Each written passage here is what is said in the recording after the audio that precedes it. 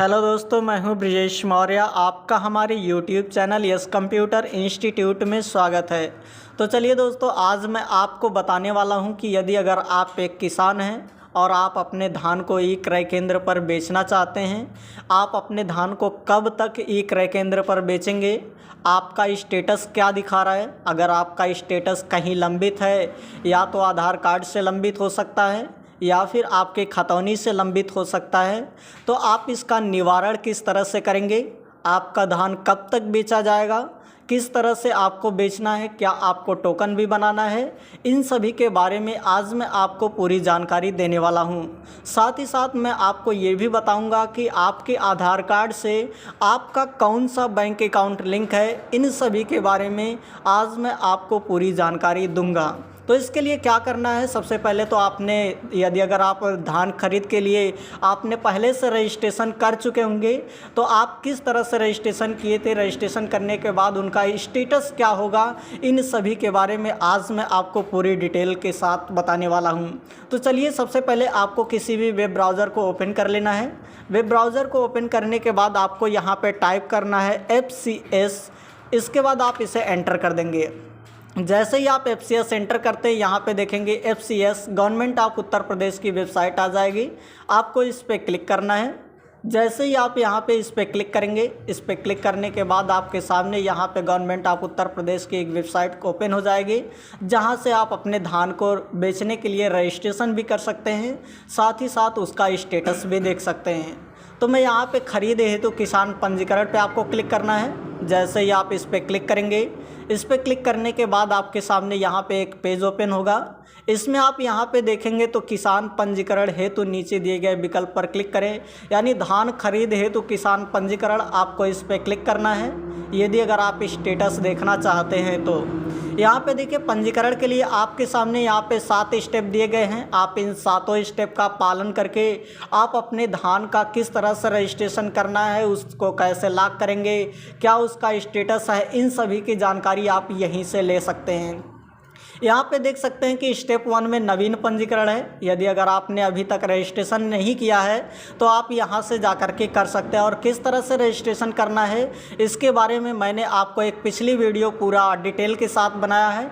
आप उस वीडियो को जा कर के देख सकते हैं कि किस तरह से आपको रजिस्ट्रेशन करना है, यदि अगर आपने रजिस्ट्रेशन नहीं किया है तो। आज मैं आपको बताने वाला हूँ स्टेटस के बारे में। आज मैं आपको रजिस्ट्रेशन नहीं करके दिखाऊंगा। तो यहाँ पे स्टेटस देखने के लिए, जैसा कि यहाँ पे देख पा रहे हैं कि धान खरीद हेतु किसान पंजीकरण, यदि अगर आप धान खरीदने हेतु किसान पंजीकरण करना चाहते हैं तो आप यहाँ से आगे बढ़े पर क्लिक कर सकते हैं। जैसे ही आप आगे बढ़े पे क्लिक करेंगे, आगे बढ़े पे क्लिक करने के बाद आपके सामने यहाँ पे रजिस्ट्रेशन का फॉर्म आ जाएगा। आप इसमें अपना नाम, अपना आधार संख्या, अपना जेंडर और अपने जो भी किसान की भूमि कहाँ पे, ये सब कैप्चा वगैरह भर करके आप आगे बढ़ सकते हैं। लेकिन मैं आज आपको पंजीकरण का फाइनल प्रिंट आउट भी दिखाऊंगा, साथ ही साथ मैं आपको भुगतान हेतु बैंक की स्थिति भी दिखाऊंगा कि आपके आधार कार्ड से कौन सा बैंक अकाउंट लिंक है, यदि अगर आपका लंबित दिखा रहा है तो चलिए हम स्टेटस देखने के लिए सबसे पहले यहाँ पे भुगतान हेतु बैंक की स्थिति पे क्लिक करेंगे। इस पर क्लिक करने के बाद आप यहाँ पे देख सकते हैं कि आपको पंजीकरण संख्या भरना है या फिर आधार संख्या भरना है। जैसे ही आप यहाँ पे पंजीकरण संख्या अथवा आधार संख्या भरेंगे, इसके बाद आप यहाँ पे कैप्चा कोड भरेंगे।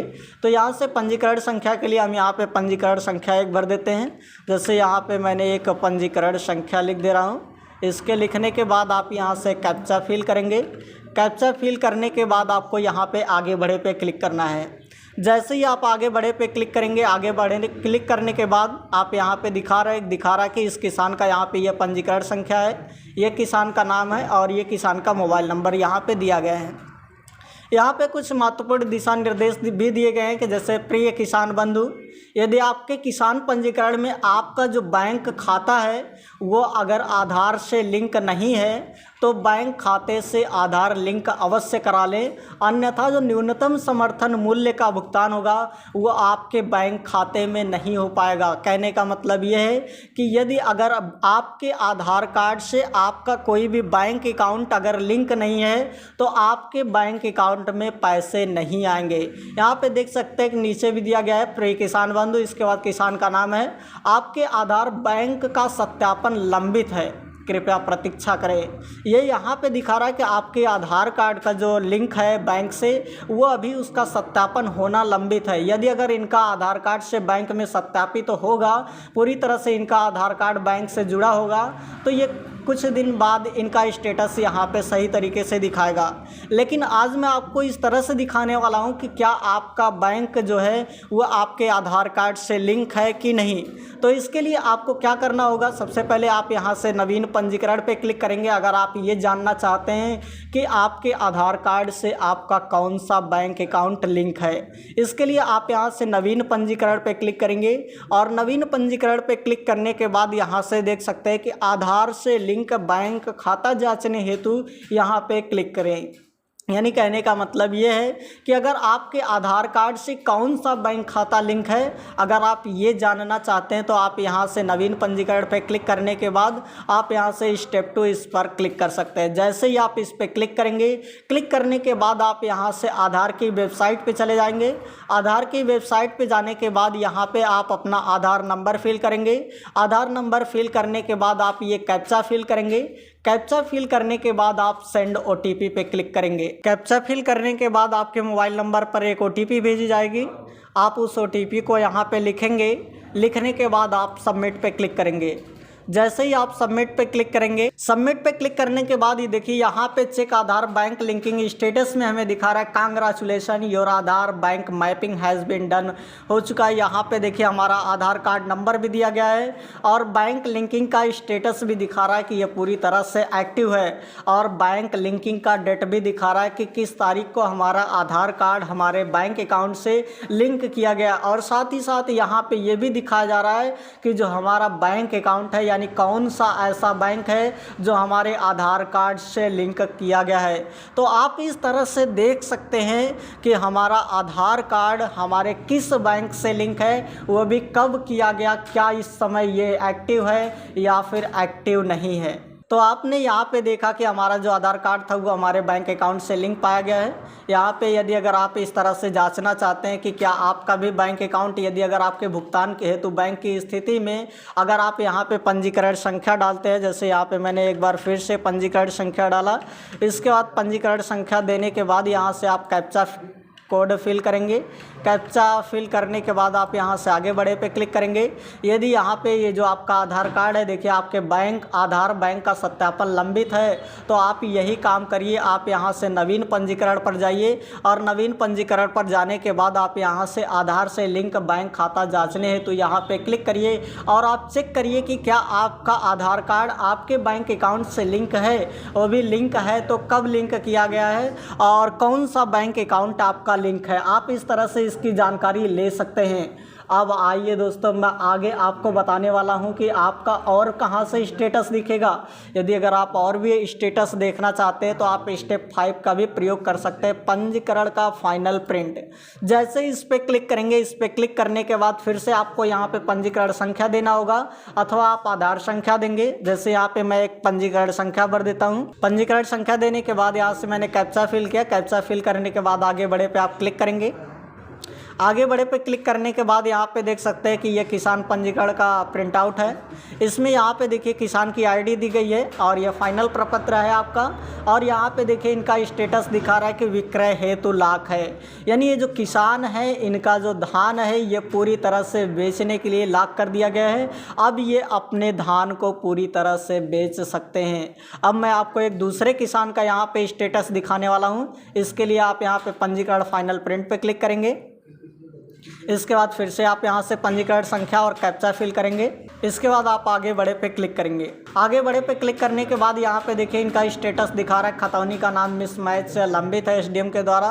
तो आप टेंशन ना लें। यदि अगर आपका बैंक अकाउंट आपके आधार कार्ड से लिंक है, आपने खतौनी अगर आप रजिस्ट्रेशन करते समय पूरा सही ढंग से फिलिंग किया होगा तो आपका पूरी तरह से ये लंबित जो है आपको यहाँ से हट जाएगा। आपको यहाँ पर विक्रय हेतु लाख दिखाएगा यदि अगर आपने सही तरीके से रजिस्ट्रेशन किया है।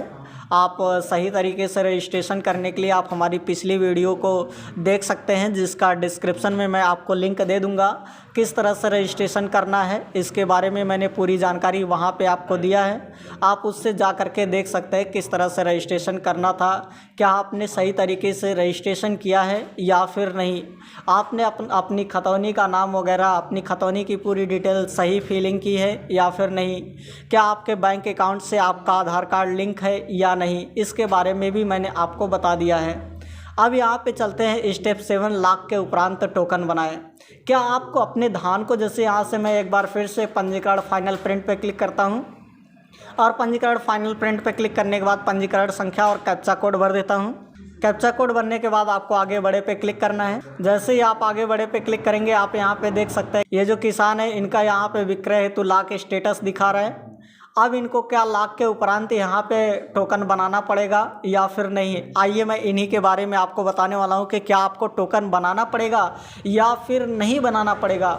अगर आप अपने धान को बेचते हैं तो किस तरह से बिकेगा इसके बारे में भी मैं आपको बताने वाला हूँ। तो यहाँ से लाख के उपरांत आप टोकन बनाए पे क्लिक करेंगे।